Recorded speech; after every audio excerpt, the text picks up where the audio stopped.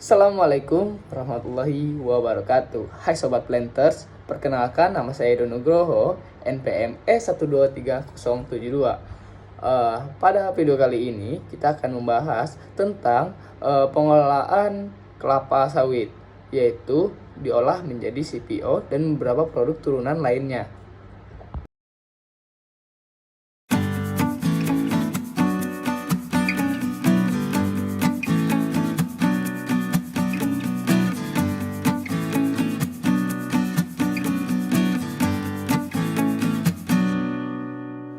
Sawit merupakan komoditas perkebunan yang strategis bagi Indonesia.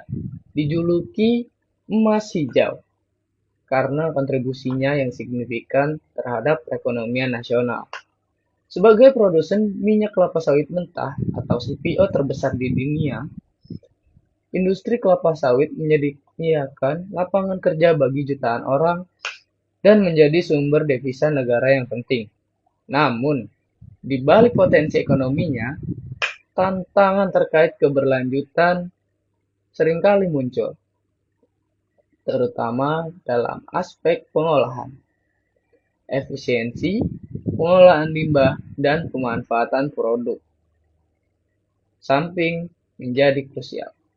Untuk memastikan industri ini terus berkembang secara positif tanpa merusak lingkungan, proyek video ini bertujuan untuk memaparkan secara komprehensif proses pengolahan kelapa sawit dari hulu hingga hilir, menyoroti praktik terbaik dan inovasi untuk mencapai keberlanjutan.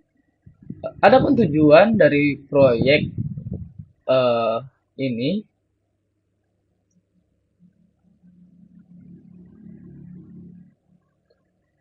video ini memiliki beberapa tujuan utama. Yang pertama, mengedukasi masyarakat tentang memberikan pemahaman yang jelas dalam proses pengolahan kelapa sawit, mulai dari TBS hingga menjadi CPO dan produk turunannya. Yang kedua, untuk meningkatkan kesadaran akan pentingnya pengolahan berkelanjutan, yaitu menyoroti praktik-praktik ramah lingkungan dalam industri kelapa sawit dan pentingnya mengurangi dampak negatif terhadap lingkungan.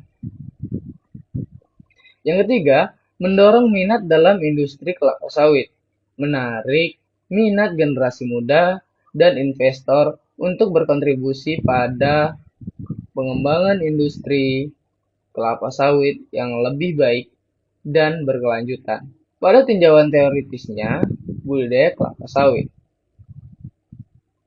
Tinjauan teoritis budidaya kelapa sawit.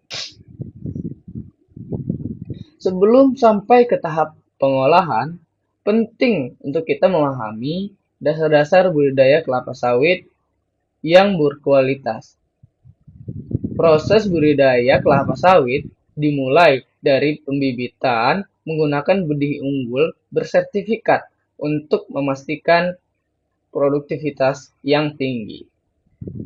Setelah siap, bibit akan dipindahkan ke lahan perkebunan melalui proses penanaman yang terencana.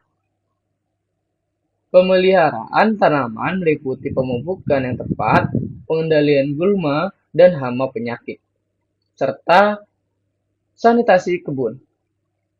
Tahap akhir budidaya adalah panen, di mana tandan buah segar atau kita sering sebut TBS dipanen saat kematangan optimal untuk mendapatkan kualitas minyak terbaik. Kualitas TBS yang baik menjadi fondasi utama bagi efisiensi dan kualitas produk akhir pabrik pengolahan.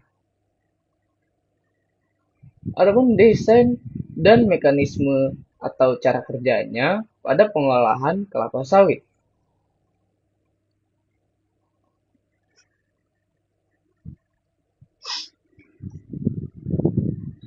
Pengolahan di pabrik dengan penjelasannya. Proses pengolahan kelapa sawit di pabrik dirancang untuk mengekstraksi minyak semaksimal mungkin dari TBS dan mengolah limbah yang dihasilkan.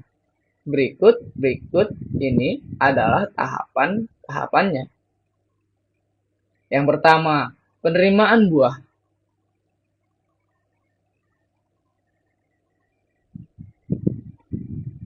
Mekanismenya, TBS yang baru dipanen diangkut ke pabrik, ditimbang, dan ditumpuk di loading ram. Kualitas TBS diperiksa secara visual. Tujuannya ini untuk memastikan buah yang diolah sesuai standar dan tercatat jumlahnya.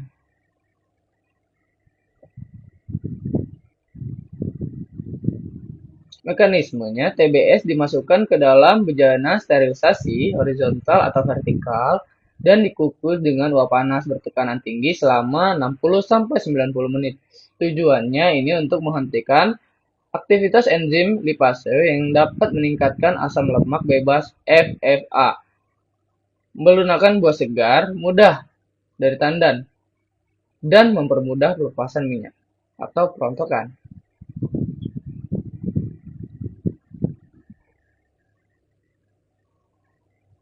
Buah sawit yang telah disterilisasi dimasukkan ke dalam thresher yang berputar, memisahkan brondolan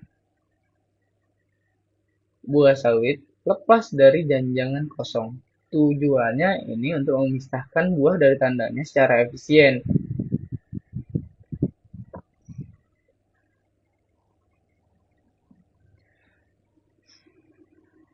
Brondolan yang terpisah kemudian masuk ke dan digeser ke dalam sebuah bejana silinder yang dilengkapi pengaduk.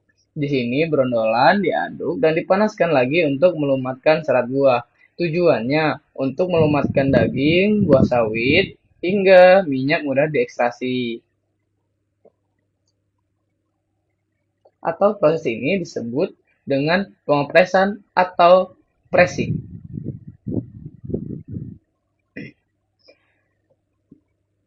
Bubur buah hasil digeser dipompa ke screw press.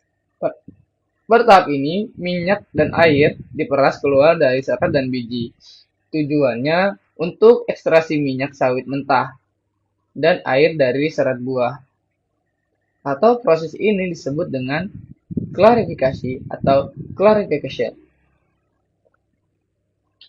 Minyak mentah yang keluar dari press masih bercampur dengan air dan kotoran. Campuran ini dialirkan ke tangki klarifikasi, di mana minyak dipisahkan dari air dan shagel atau pengendapan kotoran melalui proses pengendapan gravitasi dan pemanasan. Tujuan dari itu memurnikan CPO dari kotoran dan air. Atau proses ini disebut dengan purifikasi dan pengeringan. Minyak hasil klarifikasi kemudian diproses lebih lanjut melalui vibrator screen dan vacuum dryer untuk menghilangkan sisa kotoran dan kelembaban. Tujuannya untuk memastikan kualitas CPO memenuhi standar utama, kadar air, dan kotoran yang rendah. Proses ini disebut dengan penyimpanan atau storage. Referensi ini diambil dari Direktorat Jenderal Perkebunan, Kementerian Pertanian Republik Indonesia, berbagai publikasi data dan statistik kelapa sawit. Yang kedua, RSPO, Roundtable on Sustainable Palm Oil, Dokumen Standar Panduan Berkelanjutan, MPOB, Malaysia Palm Oil Board, Jurnal dan Publikasi Ilmiah, Sistem Informasi Perizinan Perkebunan, Kementerian Pertanian, jurnal-jurnal ilmiah terkait teknologi pengolahan kelapa sawit dan pemanfaatan biomasa. Dengan memahami dan menetapkan praktik terbaik dalam budidaya pengolahan industri kelapa sawit dapat terus menjadi pilar ekonomi yang tangguh, sekaligus menjadi contoh keberlanjutan. Mari bersama wujudkan emas hijau yang benar-benar berharga.